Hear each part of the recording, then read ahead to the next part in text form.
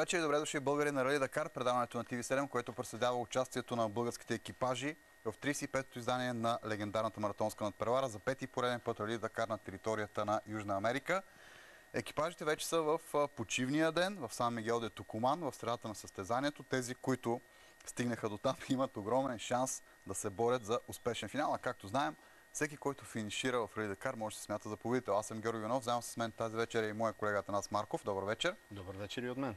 Ще си говорим с него за много интересни неща, които се случиха вчера в края на отсечката, защото отново спорно решение на АСО, което можеше да промени класирането при автомобилите.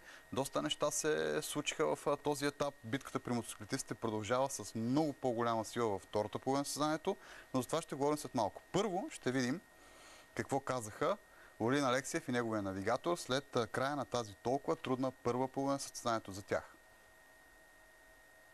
Как оцеляхте ви